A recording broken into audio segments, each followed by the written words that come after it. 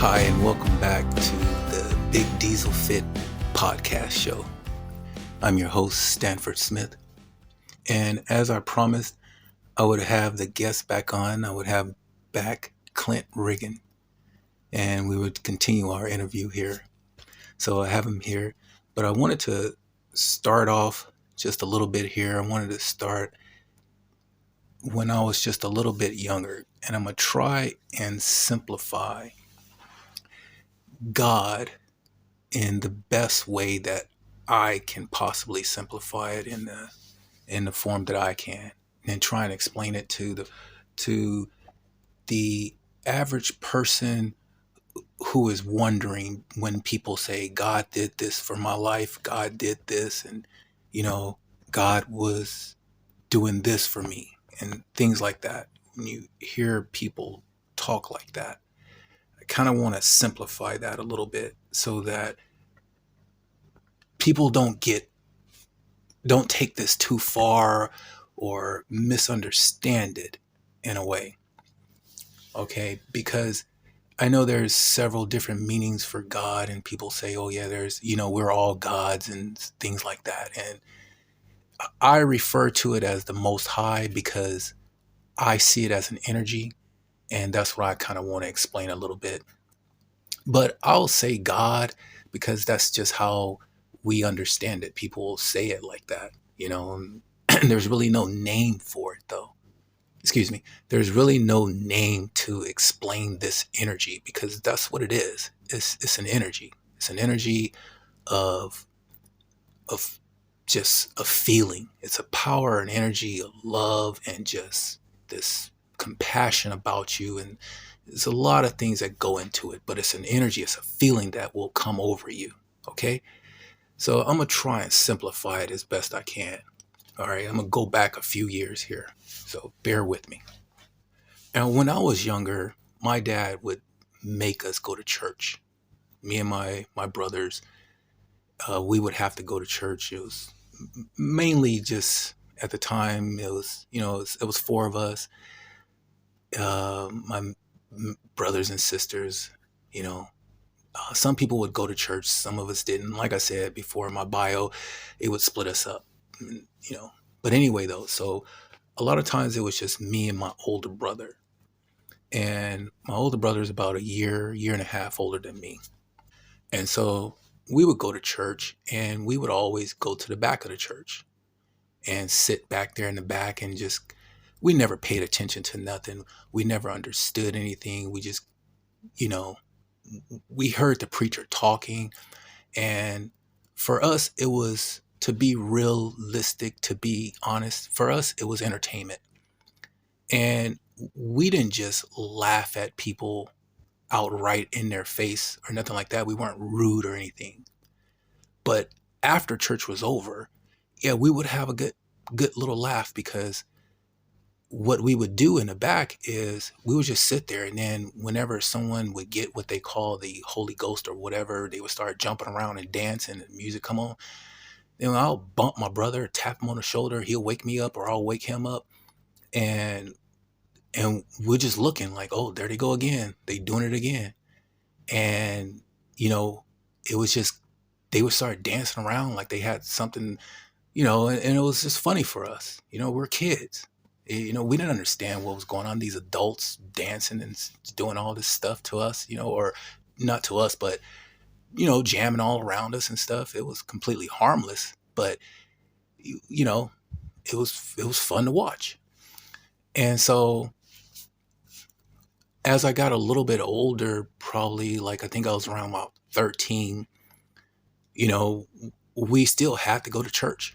And so I remember my dad would, he didn't want to take us to church after a while because we would have our friends with us. We wanted to bring our friends with us. It was, you know, young kids, you're having fun.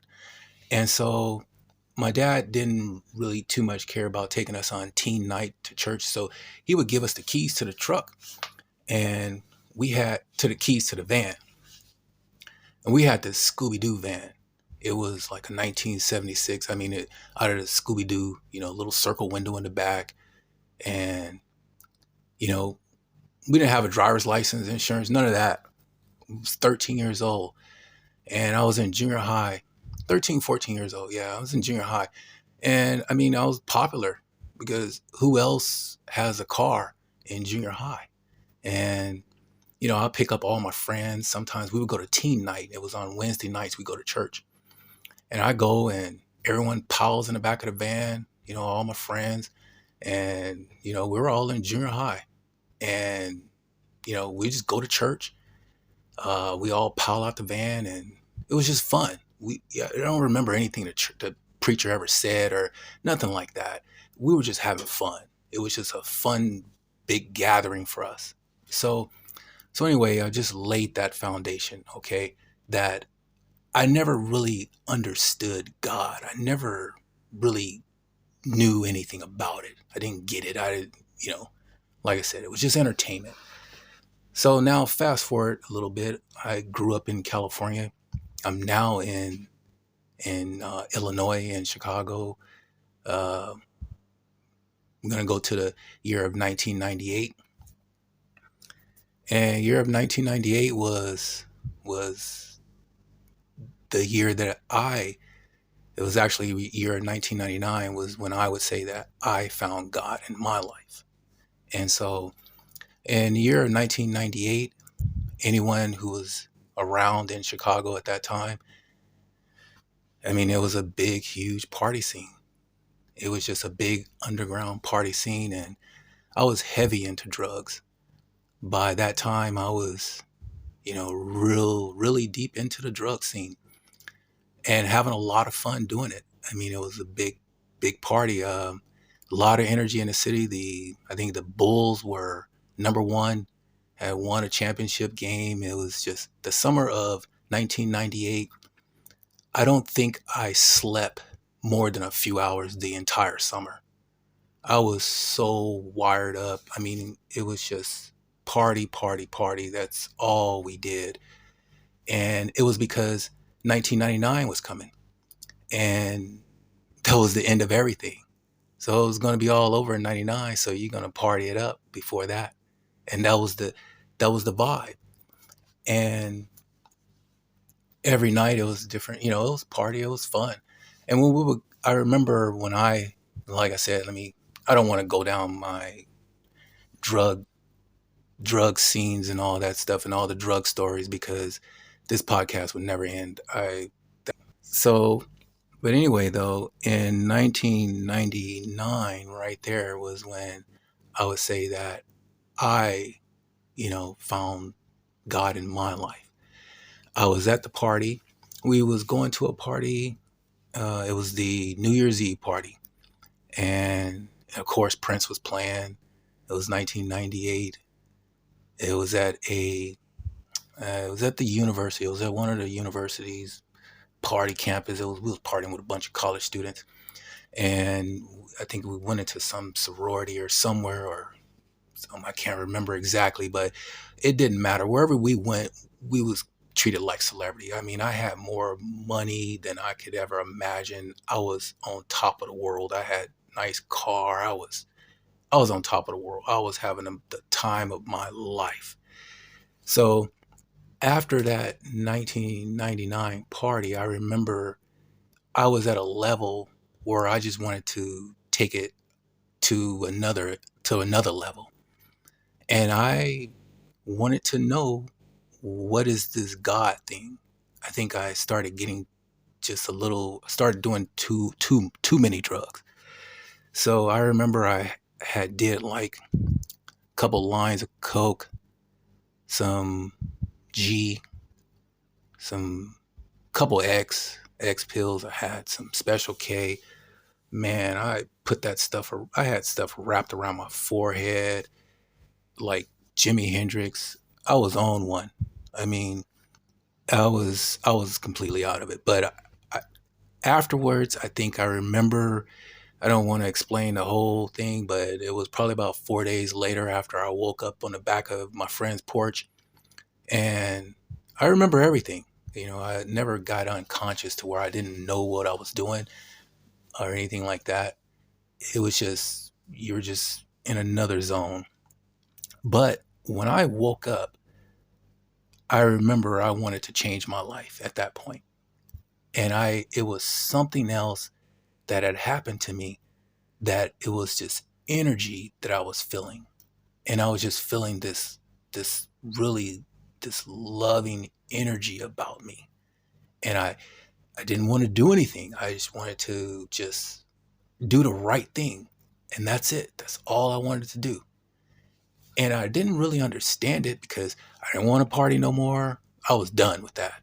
I was done. I told my friends, hey, I'm out, brother. Just like that. And I remember moving out of the city and moving to the suburbs. And I, you know, I was done. I was starting to work. I left drugs alone. I was working. And I remember, I moved to California and stuff. But in 2000, after that, I started driving trucks. But what I wanted to explain and what I wanted to try to clarify was the God thing. And that's what it was for me, was that it was just this energy that came over. And I always wanted to understand more about it. And that's all it really is. It's not that deep, people. It's really not. People tell you, oh, it's God in the sky. Oh, no, it's not. It's in you. You're going to get this energy if you're open to it. If you're not open to it, then you're not going to get it. But if you are and you want to know, then there's this energy that just kind of fulfills you, and you just want to just do the right thing. You don't want to hurt anybody anymore if that was your thing. You don't want to do certain things that you were probably doing before. You just don't want to do it anymore. It's really just that simple. And that's how it happens. There's nobody coming down from the sky, whoever, whatever they tell you, and all this stuff is no, no, no, no, no. It's in you. You have, and you will hear people that'll say, oh, you got to go within yourself. And I want to clarify that too. Don't take that too deep either, because going within yourself is not that hard. It's not about meditating and all that stuff.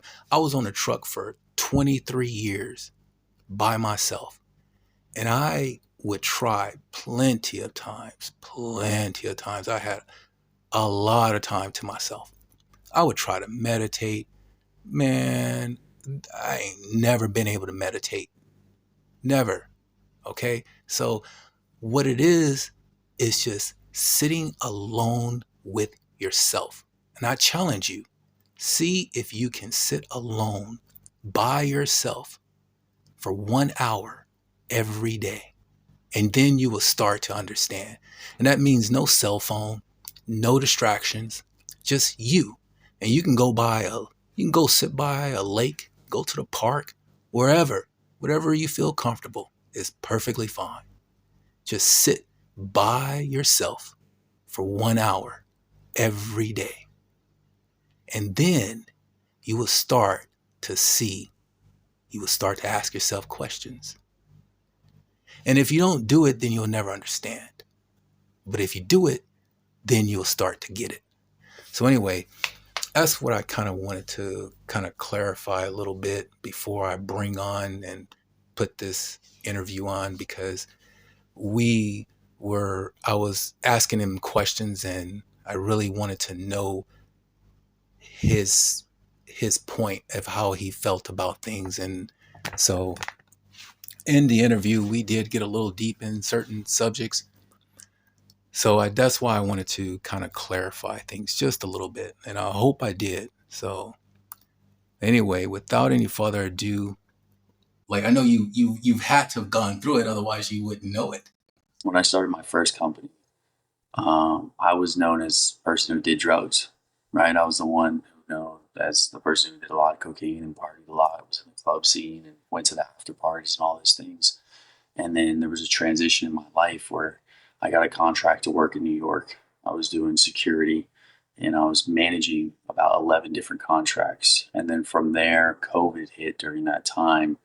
And during that COVID situation, I moved to Washington, D.C., and I got lied to. When I got lied to, they said you're going to be a supervisor, but then they put me in as a security role, and I said I'm not going to do security. I'm a supervisor. I just got back from doing 11 contracts, and now you want me to be a security guard? Like, that's not going to happen. So then I moved to St. Louis. Man, I didn't know what I was going to do. When I went to St. Louis, I was just doing research. I did drop shipping. As an entrepreneur, you just try to do whatever you can. Whatever shiny object syndrome at that time is going to bring you the joy that you have in life. You see all these courses and these ads and all these things like make $10,000 a month and you're going to completely change your life. All that stuff is complete BS and garbage. And you get in the course and it's just, they teach you the same thing. It takes you years to continue to make income like that. And I was sitting there, and my friend told me about this. It was called NASM, I think, which is NASM. And then it's called Next Level Coaching Academy. And I still have it to this day. If any of your viewers ever want to do online fitness coaching or anything, I'll just give you the password and the username, and they can go. It's it's like a $10,000 course now, and you just have access to it. But it takes you through 196 modules on how to be an online fitness coach. First of all, if you're creating a course, anybody out there, do not put 196 modules. Nobody's going to go through 196 lessons. It's absolutely insane. You need quick 30-second increments, maybe a little longer, because our attention span is about 8 seconds, as much as a goldfish. So whenever you see content or anything like that, you need to capture their attention quick. So if you would post like a podcast clip of this, you would take the one that's going to be like the quick attention grabber and then bring them into the podcast. But during that time, I went through Next Level Coaching Academy and I created Limitless Coaching. But trying to start a fitness company after you just did drugs for 3 years is one of the hardest things you could do. So you just got to have a belief in you, right? You just got to keep going. You got to keep grinding. You got to keep putting in the work and every day. And now Limitless stands for infinite possibilities come those who believe. That was my motto. Now it stands for infinite possibilities come those who believe in him. Because before, my faith was not that strong. But as my faith continued to get stronger, I started to realize like this is not my plan. This is his plan. What his plan will be, it will be, regardless. You can try to lead by sight all day long, but if it's not within what he has the future for you, he's going to make changes. He'll orchestrate people in your life. He'll show certain things to you, and he'll bring certain things to your life too, and he'll make it apparent that you should switch. You see, as you're in Thailand now, right, and you were trucking before, there's a reason that you moved to Thailand, right, to go and to be able to start this new life. And it's probably a scary, scary decision for you. Yeah, I You know, had to sell everything I had. yeah. So you sold everything you have. You're living in a place which is not the U.S., right? So it's completely different. But also understand that the dollar goes so far there. I don't know what it is now, but it was like 34 to 1 when I went. Yeah, it's like 36, 36, Yeah, so 35 now. 36 to 1, man. I remember I was staying in a 4-bedroom, like beautiful home for like the Yeah, weekend. And I had a private chef, a driver, like it was insane. And like yeah, $11 massages. It's a whole different life out there. So yeah. I'm going to tell you this: whatever goal you're chasing, there's not going to be a lot of people that believe in you because they don't have that belief inside them. Simple as that. When you're chasing your dreams and people see that, it's almost like they kind of get jealous because they don't have that internal feeling inside of them, right? They don't have that posture that you have because nobody just moves to Thailand and says, I'm going to start a new life. But people with a belief do. Because your family, I don't even know anything about your family, but your family probably was just like, what are you doing? They don't care. They don't know. They don't, I mean, if I called them like maybe like a couple weeks ago Mm-hmm. and so I was kind of, had a little issue, and I was going to see if I could reach out, but it is what I expected. So, The one thing that I started to realize is that people are so small minded in their thinking, right? So if you come from a small town, people stay in the small town, and that's all they know is the small town. Guys, there's a whole United States and a lot of different countries to go to, cultures to really diverge and to understand and see how they work and see how they're so happy. Like if you go to a third world country, these guys are so happy with so little because they don't care about what we care about. I made a post yesterday. I said, just be authentically you, be you. I wear a backwards hat most of the time, a hoodie, and like maybe some athleisure. I'll walk into a business conference with skinny jeans and a backwards hat. I don't care. You're going to judge me based on anything anyway, if I wear a suit or not. I'm going to wear a jacket that says God is always with me. I'm going to bring him with me everywhere I go because I stopped caring what other people thought about me. And what happens is what I realize is that jacket attracts more people than any suit will ever attract because it breaks the ice. Someone already knows he's a believer. Okay, now he's a believer. I'm a believer. Cool. Now we start a conversation. How did God come into your life? Wow, that's an amazing story. Have you told your story on a podcast before? No, I haven't. Well, I got the Living Limitless podcast. Let's tell your story. Then we create a relationship. That relationship grows into something more. Then I find out that gentleman owns, let's just say, my good friend Colton. He runs Anchor Tiny Homes. He did 100 million in 4 years. Right? But you'll never know this if you don't take the next step to find out. That's why I tell people, like, everywhere you go, have a conversation with somebody. I love taking Ubers, bro. Ubers are my favorite because some Uber drivers don't like to talk. And I tell you what, you're going to talk. You're going to talk to me. We're going to have a conversation. Yeah. And Stan, also, one thing you got to understand too, and anybody's listening to this podcast, it's sometimes it's not their season to step into whatever they're stepping into. There's so many people that, and me, like I definitely did this. I tried to step into entrepreneurship and do the grind out mentality. And it just doesn't work that way. You're going to burn yourself out because it's all about the early mornings and the early rising. You go straight to work and you send the emails, you send the texts, you do the content, you do the marketing, you do everything. Man, my mornings are so calm and simple now. Wake up, read the Bible, pray intentionally, just take my time. As you see, like the God's time, right? Like that's because that's real. Right. And this is God's time right now, too, because God is using me as a vessel to speak into you and your audience. But I have that time as a sacred time. And I don't have to really worry because not a lot of people are up from 3 to 6. And most people go to bed at 12 o'clock and wake up at 6, 7, whatever it might be. And that's perfectly fine. If that works for them, that works for them. Everybody is different. That's another thing that people need to know. You are not me. You are one of one in this world. Your fingerprint, right? This fingerprint that we have, there is nobody else's fingerprint that is like yours in this world. Not a single one. That means that God made your fingerprint out of 8 billion people. Our fingerprints are different, which is insane. So the way you think, the way you act, all of the things that are in your mind, it's all different. The way you look at situations, the way you perceive things, whatever it might be, that's what makes us unique. And we need to use that uniqueness to be able to impact the world in a better way, right? So trucking, you've done trucking. You did it for, how long did you do it for? 23 years. 23 years. So during that time, you understand the process of getting in trucking. You understand the process of getting your license through trucking. You understand the process of while you're a trucker. You understand what you're going to endure, maybe even relationships you might have lost. You understand the process of moving out of trucking. So many things that you can do, Stan. You could create a course, Trucking 101, how to get started, how to live your life to the fullest, and then how to really take it to the next level by keeping yourself. And you can use 3 different areas. You can do like faith, family, fitness. You can do like whatever it might be, whatever modality you want to use. But the thing is, you've been through it. You have the experience to teach it. Life experience is much different than a bachelor's or a master's. I tell people, it's like if you've been through something and you overcame it, then now you have the experience to be able to teach on it. You're not going to go to college to learn how to be a trucker. It doesn't work that way, pretty sure. I don't think you get a 4-year degree for that, right? You probably take a CDL class and then you go through some different things. You got to back that thing up and you got to back it up some more. And you probably got to go around some turns and you got to learn how to, because it's not like driving a car, that's for sure. Driving a truck is hard, real Yeah, hard.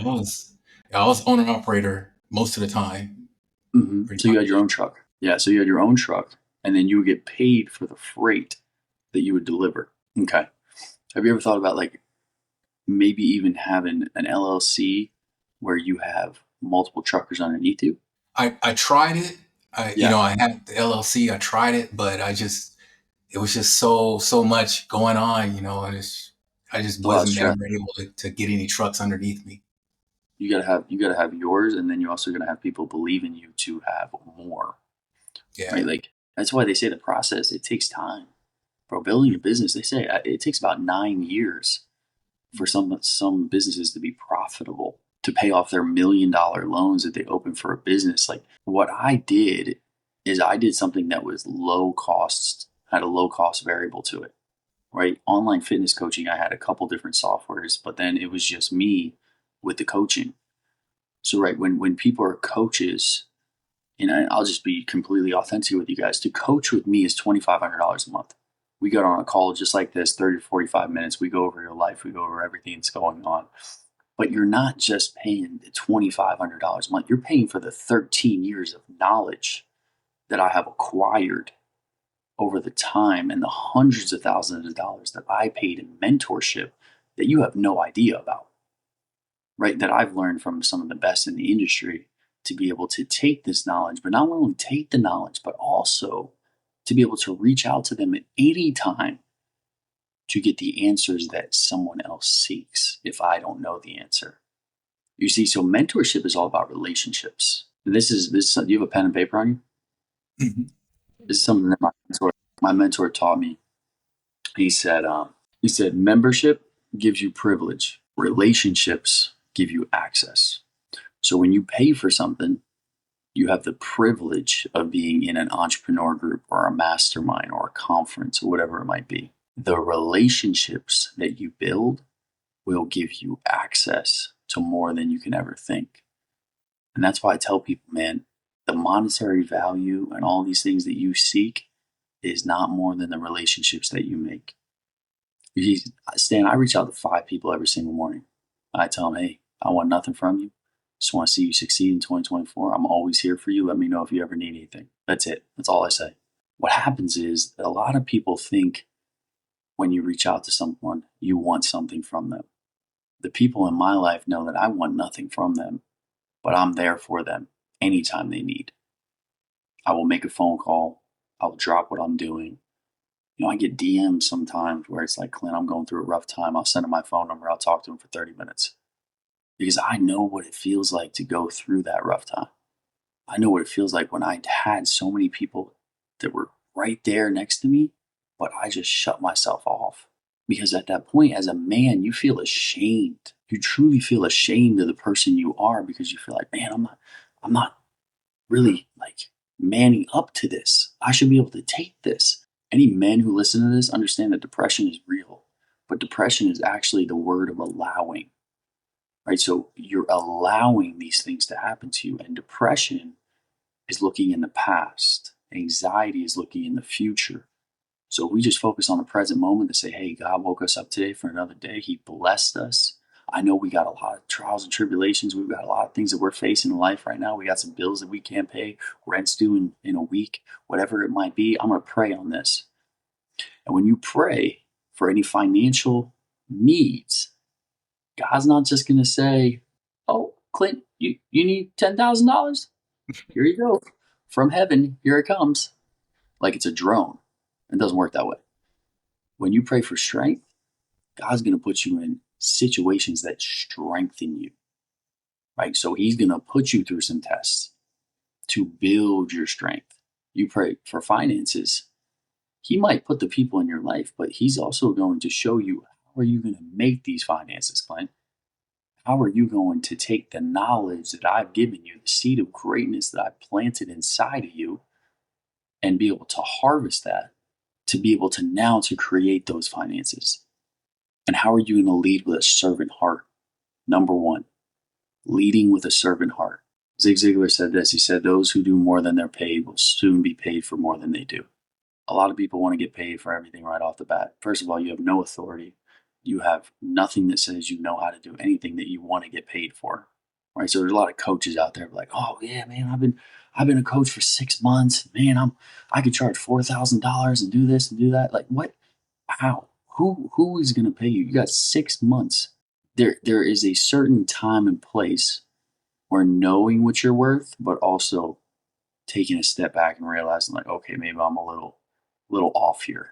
But you're never going to know unless you try. Just like you moved to Thailand, you would have never knew if you didn't make that move. So Stan, let me ask you this: what is your plan in Thailand? I work in these modalities, right? Smart, strategic, measurable, attainable, timely, relatable, and I messed it up. Strategic, measurable, attainable, relatable, and timely, right? So you always want to bring your goals into that, right? So they're strategic, strategically placing yourself in the right area. Measurable, you're measuring yourself of what you're going to do, right? So I want to start a podcast. Okay, that's great. How many guests do you want to have each week? How many guests do you want to have each month? Who do you want to interview? What's your avatar? What is your message? What's your voice? Like really understanding, diving deep into that, right? Is it attainable? If you say you're going to do 100 podcasts a month, bro, that's not attainable. I mean, you could do it, but you better reverse engineer it and be like, okay, 100, 30 days. That means I got to do 30. Like that's a lot of work. And then is it relatable, right? Does it relate to the audience? What you're going to say and how are you going to get it out to the right audience? So 2 words, leveraging relationships, right? The leverage of say a trucker's Facebook group or a WhatsApp group. Hey guys, just launched this podcast. I interview some great people. I was in trucking for 23 years. Love for you to be here. If you could come support, would love it. If not, appreciate you anyway. You see how I said, if not, I appreciate you anyway, right? If you don't support it, it's cool. Marketing takes 8 to 12 touch points. A marketing triangle works like this. You got a triangle here. You got the 3%, they're going to buy from you right away. The 66%, they're in the middle. They're like, oh, I don't know who this guy is, but maybe if I keep watching his content, maybe I'll like a little bit of something what he does. And then you got the bottom percent. So it's like, nope, don't know this guy. Never going to buy from him. So the goal in marketing is to be able to take the middle and bring it to the top. Then you take the bottom and you bring it to the middle. And then you bring that to the top, right? So you take the 66 to the 3%, the bottom percent to the 66 to the 3. So what that does is 8 to 12 touch points. I mean, they might have to listen to 8 to 12 podcasts before they actually make a decision that you are worth listening to. That is why I tell people content is it's so important. The reason I post 300 reels a month is because I want people to hear the message I'm relaying to them off of my morning devotionals, and then also to come join the morning devotional to grow limitless faith. And like I have 13 podcast episodes. Man, I think I was just looking at the analytics. I have one play out of 13 episodes. One person, I got 9 plays, sorry. 9 plays out of 13 episodes. It's almost 13 hours of podcasts. I have 9 people who listen to it. Do I look at that number and say, oh, I'm just going to stop? There's only 9 people that listen to it. No, I keep going, man. You keep going. Well, the statistic in life is that usually you're 3 feet from gold and you don't even realize it. There's a book by one of my mentors, Greg Reed. It's called 3 Feet from Gold. I would check it out. He talks about how most of the time you have a pitch axe and we're looking for gold and we're putting in all this work and we just think, man, it's just not working out. Like, I don't know why it's not working. And you see this image of a guy with a pickaxe, and you see that he's got this massive piece of gold behind the dirt. And if he would have just hit one more time, he would have hit it. That's like everything that you do in life, every single day. Every day you are creating the person you want to become. Every day. In every action you take as well, every conversation, every time you go to the gym, anything you put in your mouth, like these are all things that you have to take accountability for. Because if you don't take accountability, who's going to take accountability for? We really got to ask that question, because what we do is we play the blaming game. Oh, I'm overweight because of my wife. No, you're overweight because you put the food in your mouth and you don't have any discipline in your life. And when I did fitness coaching, man, I was a nice guy, but also I was serious. because these people got kids. And I would tell them, I'll be like, listen, be like, Joe, you're not going to see your kids walk down the aisle if you continue to live this way. I promise you that. You're 400 pounds. You probably have diabetes. You don't even know it, but you won't go to the doctor. You need to start walking. You need to start taking care of yourself. Or one day you're not going to wake up. So when you say it like that, it might set a realization in them. But the reason that people go to masterminds and conferences and go to all these different ones is because one person's going to say one thing at the right time for someone to make a change in their life. I want you to imagine this. If you come to coach with me, right? And you're coming to coach with me, but you're not at a season of life to really take in the coaching. I'm on the top of the mountain here. Okay. What we do is we have a rope and we're pulling up that person up the mountain. Now I'm at 15,000 feet. Okay. I'm pretty high. If I pull you up this mountain and you're not ready for 15,000 feet and you can't acclimate at 15,000 feet, what am I doing? I'm killing you. So every time we try to save somebody or coach somebody that isn't ready, all we're doing is putting them in a situation where we're just killing them. So what we need to do is bring them up to a level where they can be acclimated, where they can finally start to breathe. They can finally start to see the vision, the future. They can see it for themselves. We lend that belief to them. And once they start to believe enough in themselves, they start to put in the work. When they put in the work, then you can start pulling them up more and more. But during my coaching, I realized that you cannot change someone. A change has to come from within. And most of the time, a change happens because of something catastrophic that happens in someone's life. When I would get on podcasts and I would interview people, they would talk about how I had somebody die and a family member passed away, and I made a change in my health. And I said, it took a family member dying for you to make a change. And they said, yeah, I just needed that wake up call. Just imagine if my dad had cancer, right? He died 6.5 years ago. And I made a conscious decision at that point that I was not going to smoke cigarettes anymore. In the military, man, I smoked cigarettes all the time because that's the only break time we got. Right? But then I made a conscious decision after that happened. I said, I'm not smoking. That's not happening. Because I saw the lung cancer and I saw what it did to my dad. And I rest in peace, he was my best friend. But we don't have to wait until it's that time. New Year's resolutions are also a good way to look at this. 8% of people that set a New Year's resolution actually will be able to complete their New Year's resolution. 92% by the second week of the new year have already failed. Because you think about it, like, oh man, I'm gonna stop drinking, I'm gonna change my life, I'm gonna do all these great things, I'm gonna go take care of myself. And then you talk to them 2 weeks later, like, John, were you at the bar this past weekend? I swear I saw you on your Instagram story. You were drinking like a mojito or something, or maybe like was that you? Like, yeah, man, just life got really stressful, and I just needed it. Well, John, what you were gonna stop drinking, right? He's like, yeah, I'm gonna start next week. And what happens is you got the start next week syndrome, right? Because you're gonna start next week, and then you're gonna say that next week, and then you're gonna say that next week, and then you're gonna look back a year from now, and you're gonna ask yourself, oh, I'm gonna start next week. Right? So you continue to say the same thing over and over to yourself. And if you continue to have those thoughts, your thoughts become reality. If you continue to surround yourself with people that don't want the best for you, well, then you're not going to have the best for you. So you're going through a situation in your life right now, which I would say it's separation season. You're learning to be lonely, right?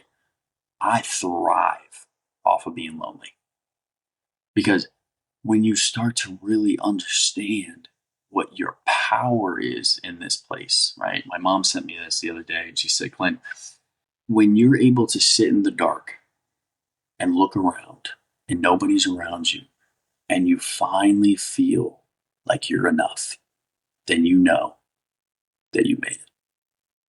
Because there's so many people that seek counsel or people around them to seek validation for themselves. Brother, I see validation in one person, and that's God. And he sees me working every day and he's clapping, he's cheering me on every day, just like he's cheering you on. He knows you're in Thailand. He knows you completely changed your life. He knows that you're stepping into the unknown, as they say. But he knows that he has a vision and a path so much bigger for you than you can even imagine. Now it's just, what are you going to do with that? Right? So as we say, we're leading with a servant heart. We say, okay, we're gonna create this podcast, right? And on this podcast, we have Clint Riggin, who's going to talk about how your thoughts become a reality and how you can chase your dreams, how I'm chasing my dreams, whatever it might be. And you take this podcast and then you make it into clips. And I'm going to teach you how to do all these things because I believe in you. And God has not put me in your life for no reason. God has put me in your life to be able to show you that you can make this impact and you can make this change in people's lives. Right? To get me on a podcast is almost impossible because I just try to value my time as much as I can. But Stan, there's something about you, man, that you have this drive. You have this, I can feel it in you. There's definitely something which I love because you're consistent and persistent. Good on you, my friend. Tennis coaching was a really big passion of mine for a while, but I didn't realize that God was going to orchestrate and say, hey, you're going to take that company that you started before, and then you're going to take the learnings from you, what you're learning about me in Scripture and Bible, in the Bible, and then your seminary school as well, and now you're going to bring that all into one program because, Clint, you've been through so much in your life that you learned about patterns, beliefs, and emotions that now you can teach other men in a 90-day transformational journey of how you can take all three of those and create the life that you want. Right? So I didn't know that at the time, but God has a plan. Right? So you didn't know at the time that you were going to be a trucker and now you're going to be moving to Thailand and then now you're going to get into fitness coaching. Right? You didn't know that at the time, but God's always got the plan. Simple as that. That's how life works. And let me just say this because I feel like a lot of people think that they have to have a lot to do a lot. Right? Guys, I stream to 100,000 people every single morning from this MacBook right here with a $20 ring light and a $35 camera from Amazon. That's it. You don't have to have a lot. You just have to have a belief in yourself and Him that you can impact the world in a much bigger way. That's all it takes. So Stan, it's time to get to work, my brother. But I appreciate you, man. I'm going to hop off here. I got to get this coffee maker working because I need some coffee before I kill somebody. But God bless you, man. Hey, email me anytime, anything you want, whatever it might be. I'll email you back, and we'll get you on the right path. Okay, appreciate it. Thanks again, man. Thanks. God bless you, man. Have a good day. Bye. All right, take care. Well, that's going to do it for our show for today. Thank you for listening, and make sure you tune in next week for more new and exciting guests.